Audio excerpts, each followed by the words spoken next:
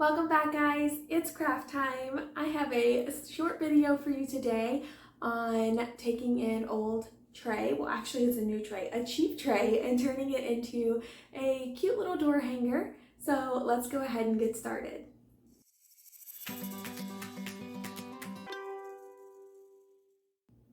Alright, if you are new here, welcome to my channel. I'm Candace with Crafting with Candace. So happy to have you here. If you're returning, thank you so much. I appreciate you and all of your support.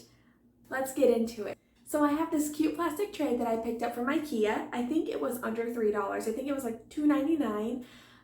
A word sign that says gather from the Dollar Tree, and some ribbon that I picked up, I believe from the Dollar General, but you can find ribbon very similar to it from the Dollar Tree as well. And I'm going to use those along with some paint to remake this tray and make it into a cute door hanger. So to begin, I'm just going to remove my stickers from the back and everything, wipe it down, just make sure there's no dust or anything on it, and then start with my paint job. I am using chalk paint for this. I'm using this blue that I'm currently obsessed with. It's Ocean by Waverly, and just some white chalk paint to give the entire thing a coat of paint. Now I think I did 3 coats each just to give it a very good coverage. And then I didn't use any tape because it is like a plasticky tray, so if I would have used the tape, it would have peeled it right off. So I just happen to have some of this plastic like sheet stuff left over that I have kind of like a storage from, but if you saw my last video, it's what I used to make the framed pumpkins with. But I'm just using that to cut it down to give me my clean lines. That way I can just pick it right back up without having to worry about it sticking to it. So I'm just using that to get those fresh, clean lines, just kind of taking my time to make sure that everything looks nice and put together. On my first coat, you can tell that I just was slapping it on just to get something down there, but I promise you, I got less messy as we went. So that's it for the tray, other than coming back and giving it a good coat of polycrylic. And then for the sign for the letters, I painted that the blue. And then I came back and I wanted to do a dry brush over this. Now, originally I was planning on just doing it on the edges of the word. That way it kind of looked like more of a distress. But then as I was doing it, I kind of liked how it looked with a little bit, the dry brush completely over the top. And I felt like that would pop off the tray a little bit more. So I went back and I just did a few layers of a dry brush. That way I wasn't putting it on too thick at first, just very bright. And when I say dry brush, it means when you take a brush, you dip it in your paint, you get all of the excess paint off of it to where there's barely anything on, and you just barely touch whatever you're painting with just the tips of the brush to leave just those strokey brush strokes and hardly any paint. So I did do this a couple times until I got the look that I wanted, and then sealed that with the polycrylic as well. And then I did end up off camera spraying it with my Rustoleum 2X clear matte just because I didn't feel like going into all of the crevices with the polycrylic, so I just sprayed it to make sure that it was coated and sealed, but also to save myself some time. Alright, so let's talk about bows and ribbons. I have another tutorial on my page that is just teaching you how to make a simple bow. So if you are new to bow making and need that, that is for you. I can link it down in the description. But in this video, I'm going to make a double ribbon bow. So basically using 2 different ribbons to create a big bow to go onto this door hanger. Now to do this, you want to pick whatever 2 ribbons that you want. One of mine is just like a burlap, it's a gray burlap ribbon, and then the other one has an image on it. So that's important because that's what you're going to see me, is to make sure my image is facing the right direction. So you want to start out just holding it in whatever hand you want to, and take the 2 together, line them up, and then make a loop.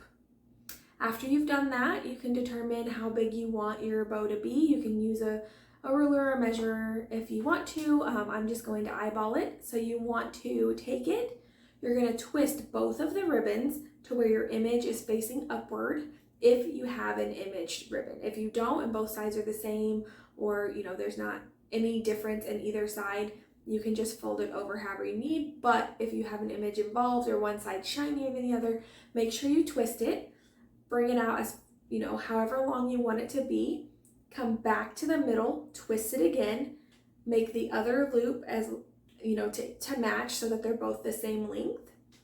And then you're just going to repeat those steps until you've made however many loops that you want. I want 3 loops on each side, so I'm going to continue this process until I have achieved that. So again, you meet back in the middle, twist, make a loop, meet back in the middle, twist, make a loop, back in the middle, twist. And then whenever you get to the end, you can either just pinch it off and go ahead and wire it down right there, or you can go ahead and make the tails of your bow while you're in this. Now, if this confuses you, again, just stop, take your piece of wire, cinch it down, put it through the middle and get it all together. But if not, you can take however long you want it to be and make a bigger loop and bring it to the back of your bow, and then take your wire and stick it through. You're going to basically stick it through that middle loop all the way around. You're going to kind of scrunch all of that together and then cinch that wire down really tight. You can also use a pipe cleaner, whichever is easiest for you. And then you're going to make sure it's secure, and then you can begin to fluff up your bow and also take care of those tails. Now what you want to do is just where that big loop is, find the middle of it, cut it, and then bam, you already have your tail that's attached. If not, you can do this step separately. You would just cut a long ribbon, fold it in half, and then add it to the wire on the back to where the 2 tails hang down. It's whatever makes you feel more comfortable. And then yeah, it's as simple as that, guys. It might take you a few times if you've never done it before. The twisting can kind of get weird, or like you see me fighting with the rows of ribbon a little bit because they start twisting up. So that's honestly the most difficult part of it, is just keeping those to where they'll flow for you and you're not pulling on them. Just untwist them, take your time, it's not a rush, and then you'll have a beautiful bow to add to whatever decor you're trying to make. Now I'm going to attach the ribbon and the letter to the tray now that everything's sealed. Now, I used E6000 and also hot glue for this. I went ahead and put E6000 all over it, and then after my hot glue was ready, I applied that in certain areas, and then I placed that on the tray where I wanted it to be. Now, I will say that this didn't hold as well as I thought it would, because the tray is kind of, you know, it's not completely flat. Now, so after I did that, I placed some heavy items on it and let it dry for a while. It did end up popping up a little bit, so what I did is just in the spaces where there was space between the letters and the tray, I put the tray up and I just dripped glue down the back of it to where I knew it wouldn't show through the letters, but to give it a nice secure meat against the tray. And I used hot glue for that part. I laid it back flat and I put heavy items on it again until it was completely dry. Excuse me, till it was completely dry and then nice and secure to the tray. And then after that, I used the hot glue and I attached the bow to the top, and it's pretty much done. The only thing we have left to do is to add a hanger. So I have just this white jute or twine or string, whatever you want to call it. You can use honestly whatever you want, and I just hot glued that to the back. Now, because it is plastic, it's a little slippery, I wanted to make sure it stuck really well. So I put a pretty good glob of glue there, and then I twisted the string a little bit, basically wrapped it in a couple circles, and then shoved it down there. If you don't have some of these silicone thimbles that I picked up from the Dollar Tree, you are missing out. I have lost these finger pads so many times to hot glue, and ever since I've gotten these, I haven't had a burn since. So let's just knock on wood that I don't end up doing it again, but they're pretty awesome. I love them. I use them for hot glue, super glue, whatever I need them for, and the stuff just wipes right back off of them. So highly suggest them. But yeah, just push those down, get your string on, let it dry thoroughly. That way, you know, there's no problems, and bam, you have yourself a beautiful door hanger for what, under, I don't know, everything involved. I said $3 for the tray.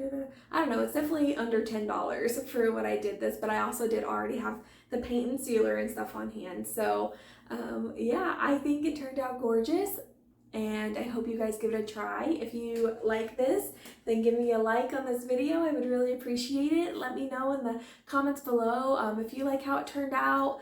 If you were to do one, what colors would you choose, or what style would you go with? I'm gonna go ahead and take you guys in for a closer look, and I'll see you next time.